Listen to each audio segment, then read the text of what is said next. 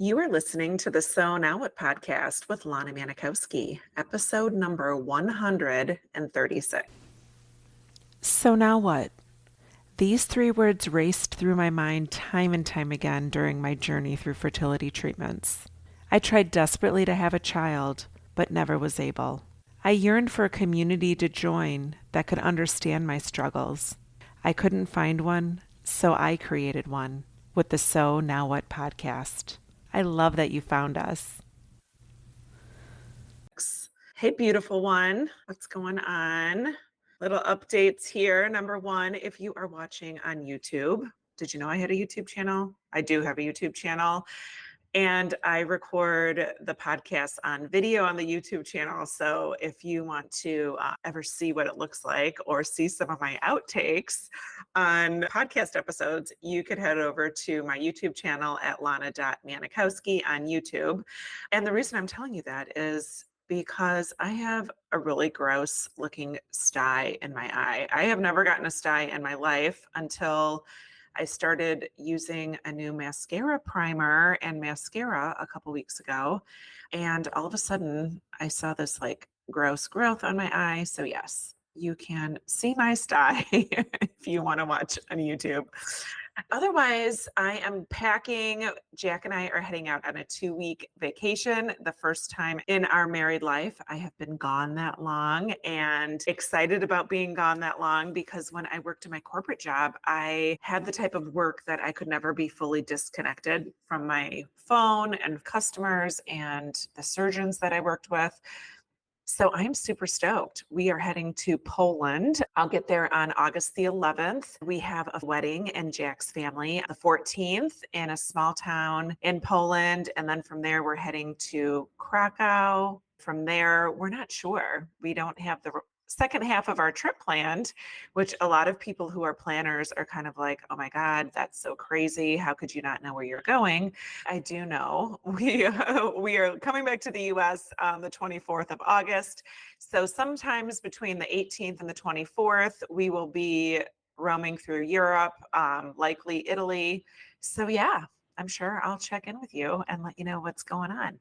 But this week, I want to talk about what it feels like to be someone who is an Olympic athlete and prepares their whole life for something and doesn't achieve their medal when they go to the Olympics, and how that really is so similar to what it's like to be a woman who's gone through infertility and gone through fertility treatments. I got this idea over the weekend. I was watching a track and field event, and you know how the camera like zones in on people, and I see these athletes who have prepared for so many years of their life for this moment in time. And I was wondering, what are they thinking?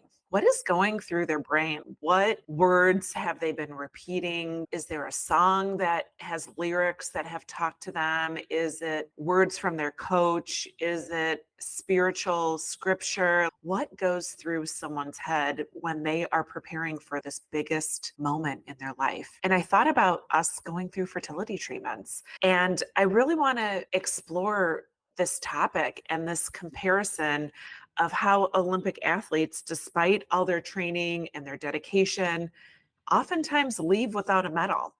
Only 3 people usually leave with a medal for that said sport.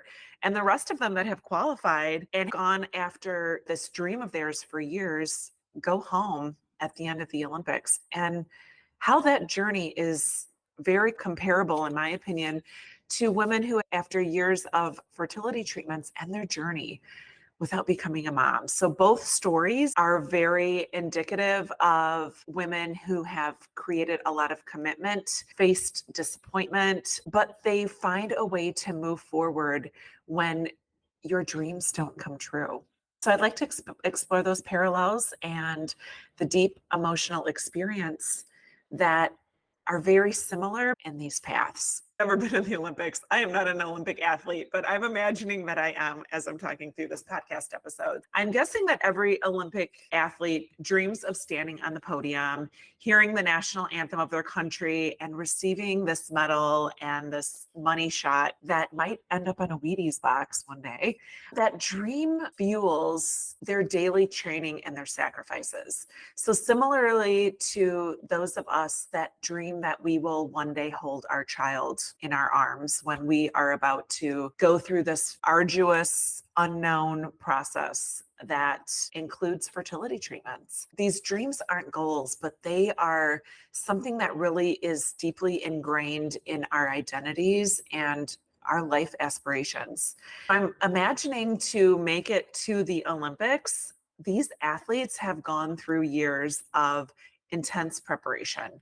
They've probably sacrificed time, friendships, personal desires solely to focus on their sport. The training regimens, I'm sure, are grueling and involve hours of practice, probably some strict diets, constraint, self discipline. And this relentless pursuit is like a mirror to what it feels like to go through the journey that you have gone through to undergo fertility treatments. You too have made significant sacrifices. You've probably said no to a lot of things and felt like your life was on hold while you focused on this goal that you had of motherhood. You probably went through several medical procedures, doctor's appointments, seen changes in your body, changes in your mood because of the hormones. And also, let's talk about finances. There's this emotional toll, physical toll, financial toll that we go through to achieve our goal of motherhood through fertility treatments. So, whether you're an Olympic athlete or an infertile woman, both of those things are driven by your goals and your desires and hope that your hard work will eventually pay off.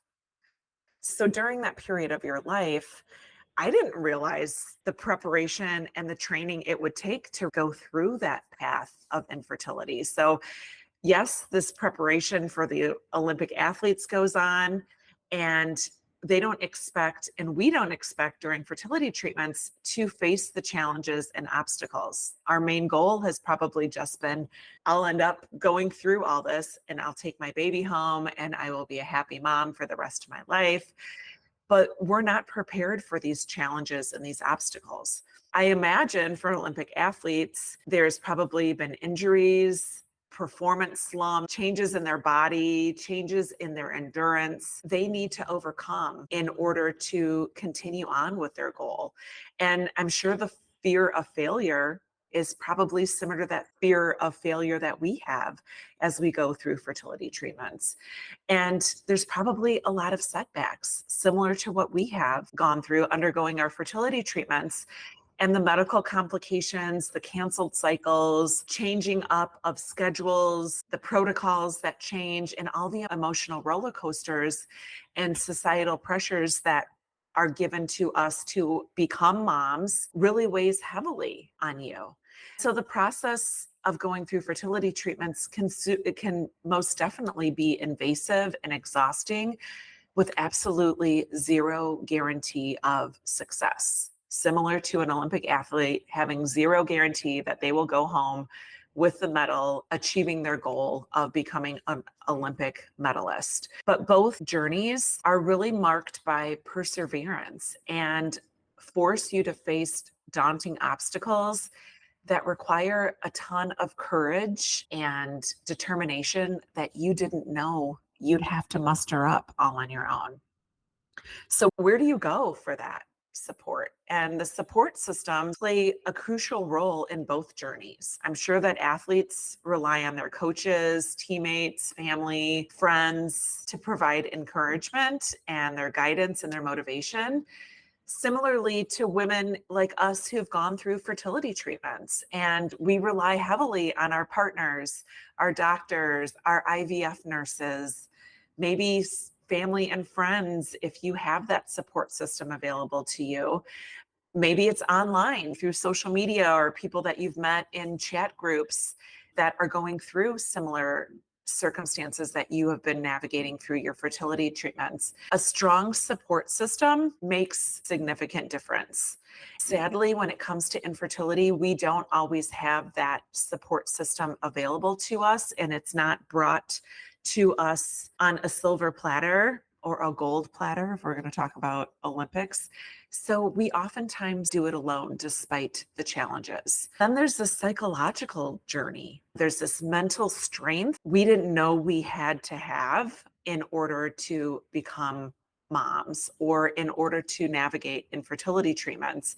And I'm sure that athletes try to cope with that fear of injuring themselves, how they're going to respond and look at themselves if they don't come home with a medal after all those years of training. And that mental strength that it takes to keep moving forward through these setbacks is something that I know that you probably weren't prepared for. You probably thought that you'd go through one round of IVF, and then when that round didn't work, you're like, oh my gosh, I've got to go through another one. And there's so many emotional highs and lows, and the waiting and the uncertainty and the mental and emotional foundation that we weren't prepared to move into this portion of our life having can make you feel really psychologically unsettled. And it can make you feel like you just don't know how to stay focused and you don't know how to manage the stress and maintain hope, even when there's a discouraging outcome. Let's talk about athletes who leave the Olympics without medals. I imagine that experience has got to be so heartbreaking. Or you have this thing that happens to you when you're performing, say, like you're a gymnast and you've done this thing 18,000 times and done it well, but it's the time that you show up at the Olympics that your footing is off and you step out of bounds, or maybe you don't get that extra turn in that you have been able to do so many times when you've been practicing leading up for this moment. It can be super hard to come to terms with, like, how did that happen to me? Like, how did I end up like this? And it's no different if you are ending your journey without a child and you're facing this deep grief and questions and these challenges of how are you going to move forward without this child that you thought you were going to have? How do you accept that your dream is not going to come true? That requires an immense amount of emotional strength and compassion that you just don't know where to dig for. Both Olympic athletes who leave the Olympics without medals and those of us who leave our fertility journeys without children have to figure out how to navigate that emotional loss and that disappointment that comes with needing or wanting to create a new path moving forward. It's a difficult transition. I've talked about that before, this period of time where you're not sure exactly like what is life going to be like? And you're probably grieving. That's something that a lot of people don't realize they're doing. You're grieving this thing that you never had. So you're kind of like, well, wait, like what's going on? I feel like I lost somebody or lost this thing in my life that was only ever a dream. So the process can take you a while. And there's likely going to be times when you feel like you've lost a grandparent or a parent or a best friend, and you question, like, how could it feel that intense when you only ever lost a dream? That's why I got my advanced certification in grief and post-traumatic growth, because there's so much of this that people don't realize is grieving when you have given up your dream of motherhood and left fertility treatments without a child. Women who conclude their fertility journey without becoming moms are really trying to figure out like what is next in that path. That's why I call this podcast the So Now What podcast, because you're having to figure out and explore alternative ways to create this meaningful life. It's not going to be through being a mom. And you're trying to find these resources and sources of joy to build a future and a reality that feels good to you, even though that dream didn't come to fruition for you. But I want you to understand that it doesn't have to feel that way forever. For a long time, I just wanted to thrive again. Me not becoming a mom didn't have to be the scarlet letter that you have to carry around for the rest of your life. You don't have to hang your head down Just like an Olympic athlete doesn't have to never tell somebody that they went to the Olympics and didn't achieve their dream. You don't have to forever feel shameful or embarrassed to tell people that you went through fertility treatments and you're not a mom. There's so many women who come to the end of their fertility journey without having that child and forget the amount of courage it took and the years of dedication and the years of focus that didn't result in the dream of becoming a mom. Know that you don't have to carry that shame around forever. Just like I'm sure these athletes, maybe there's parts of their journey that end up saying, yeah, I wish I could have won a medal, but what I got out of this journey has given me an opportunity to view myself in such a different way. And I think the same goes for you if you are questioning what life is going to be like. How are you going to be proud of yourself again? Know that you can be. And you can thrive and feel fulfilled even though you didn't have the children you always dreamed of. If that's something that you want to do, that's exactly what Thrive After Infertility is for. Women who don't want to carry around this burden of not becoming a mom forever. My next class starts October 1. If that is something that you want to learn more about or know if what I offer in Thrive is what you're looking for, I would love to talk to you because you don't have to hang your head down and feel embarrassed for the rest of your life that you did not achieve your gold medal of becoming a mom.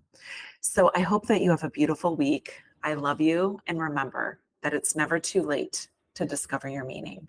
I'll talk to you next week. Hey, wait, before you go, I forgot to tell you about an awesome resource I created. If you've ever been in conversations and people feel compelled to ask if you have kids, or maybe they love telling you all the things that you should try to become a mom, it's called the Top 27 Things People Say When You're Childless.